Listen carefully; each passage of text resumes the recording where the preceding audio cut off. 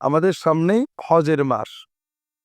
যারা হজে যাবে তারা চলে যাবেন, যারা দেশে থাকবেন তারা এই জুলহাজ মাসে 2 ধরনের ইবাদত করবে। একটা ইবাদত আমরা সবাই জানি, আমরা কুরবানি, ঈদুল আজহা করব, কোরবানির ঈদ করব এবং কোরবানি দেব।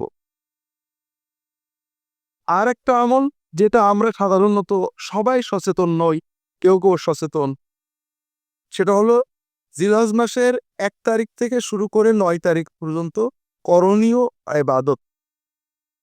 একটা তো যারা কোরবানি দিবেন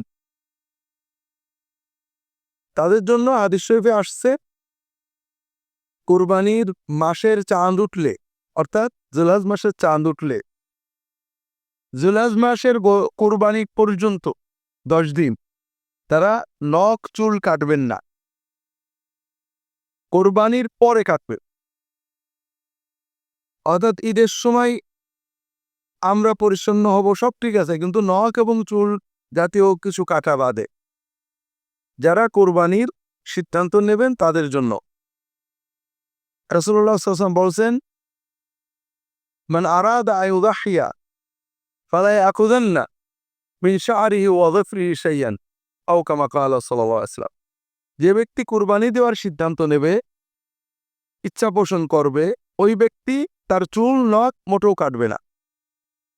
এজন্য যারা কুরবানি নিয়ত করেছেন তাদের জন্য এটা হলো নেগেটিভ কাজ, অর্থাৎ আপনি এই কাজ থেকে বিরত থাকবেন। এর পাশাপাশি কিছু পজিটিভ কাজ আছে, করণীয়।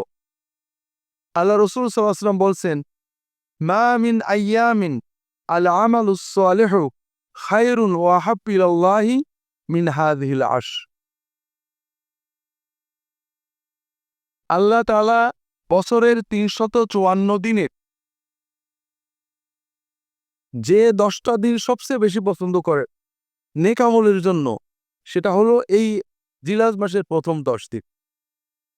অর্থাৎ জিলহজ মাসের এই 10 দিনের বাইরে নেক আমল করলে আল্লাহ যত সওয়াব দেন, যত খুশি হন, এর চেয়ে বেশি সওয়াব দেন, বেশি খুশি হন যদি আমরা এই 10 দিনে নেক আমল করি। এজন্য সাহাবায়ে কেরাম এই 10 দিনে ব্যাপক পরিশ্রম করতেন, ইজতিহাদ করতেন ইবাদতের জন্য। আর এই ইবাদতগুলোর প্রথম ইবাদত হলো রোজা, সিয়াম। জিলহজ মাসের 1 তারিখ থেকে 9 তারিখ পর্যন্ত রোজা পালন করা, এটা সুন্নাত।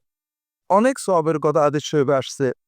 বিশেষ করে 9 তারিখ আল্লাহ রাসূল সাল্লাল্লাহু আলাইহি ওয়াসাল্লাম বলছেন, সাওমু ইয়াউমি আরাফা আহতাসিবু আলাল্লাহ আইয়ুকাফিরা আস-সানাতা আল্লাতী ক্বাবলাহা ওয়াল্লাতী বা'দাহা আও কামা ক্বাল সাল্লাল্লাহু আলাইহি ওয়াসাল্লাম।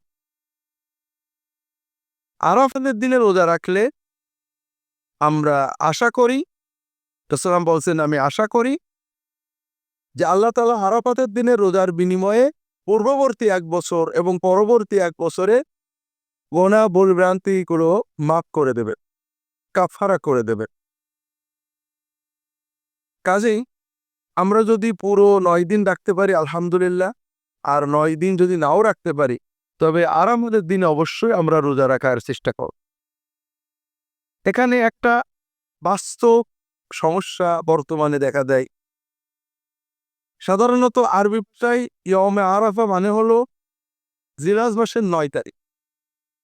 আবার ইয়মে আরাফা মানে যে দিনে হাজিরা আরাফাতে অবস্থান করে।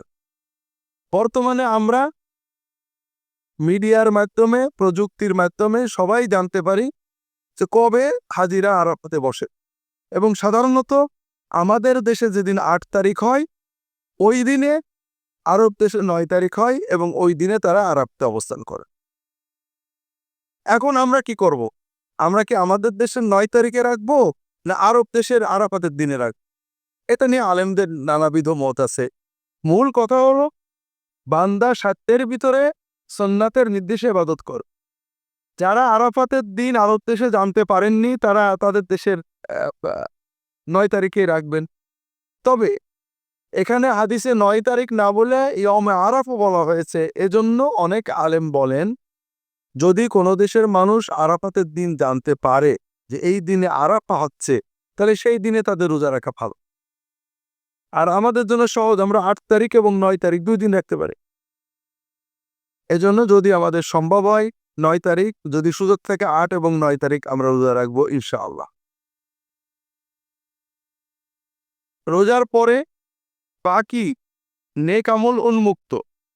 বেশি বেশি নফল সালাত আদায় করা, বেশি বেশি জিকির, বেশি বেশি তিলাওয়াত, বেশি বেশি দান, মানুষের সাহায্য করা, আল্লাহর পথে দাওয়াত দেওয়া, নেক আমল বলতে যত আছে এগুলো এই কয়দিনে আমরা যদি একটু বেশি করতে পারি, আল্লাহ তাআলা জিকির করতে ওযু ও গোসল জরুরি না, আমরা এই কয়দিনে সবসময় করি, এই কয়দিনে একটু বেশি জিকির করব, বেশি দরুদ পড়ব, বেশি তাসবিহ তাহলিল করব। এছাড়া দান সদকা, কোরআন তেলাওয়াত ইত্যাদিগুলো আমরা এই কয়দিনে বেশি করার চেষ্টা করব। আল্লাহ তাআলা তৌফিক দান করুন, আমিন।